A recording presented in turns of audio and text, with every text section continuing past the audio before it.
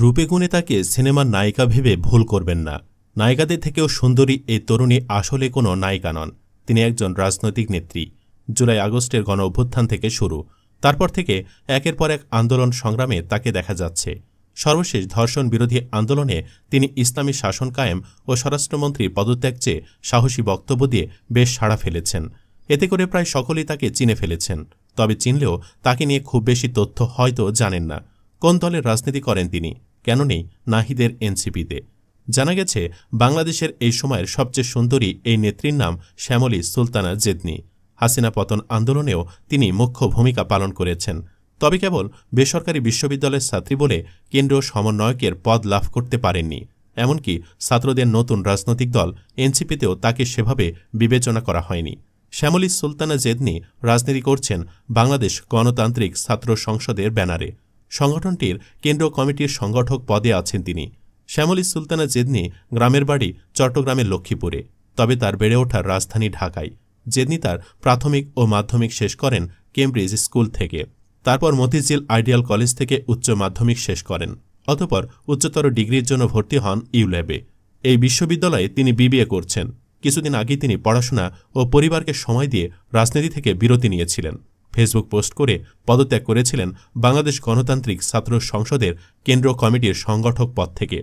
তিনি বলেছিলেন, গত ৭-৮ মাস ছিল আমার জীবনের অন্যতম অভিজ্ঞতার সময়কাল। পুরো সময় জুড়ে অনেক কিছু বুঝেছি, জেনেছি, শিখেছি।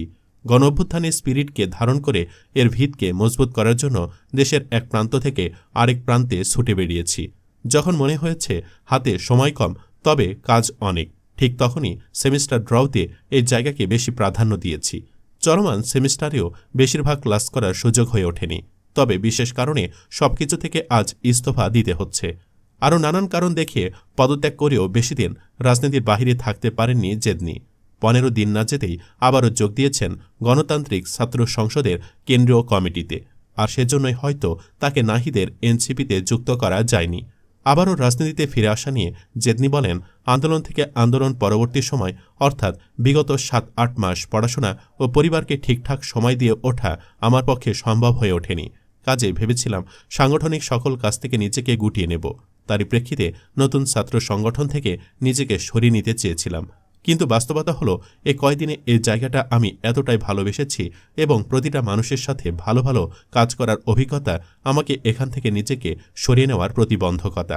তিনি বলেন, এর চেয়েও বড় বিষয় হচ্ছে দীর্ঘ 54 বছরের অসুস্থ ছাত্র রাজনীতির অবসান ঘটাতে যে উদ্যোগ আমরা নিয়েছি, সেখান থেকে সরে আসলে বরং নিজের প্রতি দায় বাড়বে। একই সাথে সংগঠন থেকে পদত্যাগ করে সংগঠনকে প্রশ্নবিদ্ধ করার দায় আমি এড়াতে পারব না। ফলে এই দায়ের জন্য অ্যাপোলজি করে সাংগঠনিক প্রক্রিয়ায় আমি আবার আমার পূর্বের কার্যক্রম শুরু করব, দোয়ার দরখাস্ত রইল। আর রাজনীতিতে ফিরেই তিনি আবারও রাজপথ কাঁপাচ্ছেন। বিশেষ করে ধর্ষণের প্রতিবাদে তিনি সরকারের কঠোর সমালোচনা করেছেন, চেয়েছেন ইসলামী সাজা।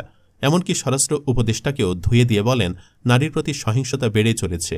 নারীরা পারিবারিক সহিংসতার শিকার হচ্ছে, নানাভাবে নির্যাতিত হচ্ছে, নিপীড়িত হচ্ছে, ধর্ষণের শিকার হচ্ছে।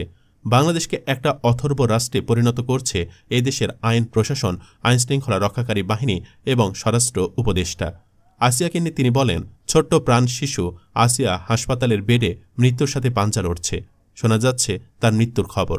আন্তর্জাতিক নারী দিবসে যে কোনো নারীর জন্য এই পরিস্থিতি হল অত্যন্ত আতঙ্কের, ভয়ের এবং লজ্জার। অথর্ব রাষ্ট্র আসিয়ার মতো প্রাণকেও নিরাপত্তা দিতে ব্যর্থ। এই পরিস্থিতিতে নারী দিবসে যে কোনো নারীর সফলতায় শিশু আসিয়ার এই করুণ পরিস্থিতির সামনে ম্লান হয়ে যায়। আজকের নারী দিবসে আমাদের প্রতিটা নারীর সবচেয়ে বড় পণ হওয়া উচিত শিশু আসিয়ার ধর্ষক, হত্যা চেষ্টাকারী এবং এর সাথে জড়িত প্রত্যেকের শাস্তি নিশ্চিত করা। বন্ধুরা, কেবল সৌন্দর্যই নয়, কথাবার্তাও জেদনিকে একজন সত্যিকারের নেত্রী মনে হয়।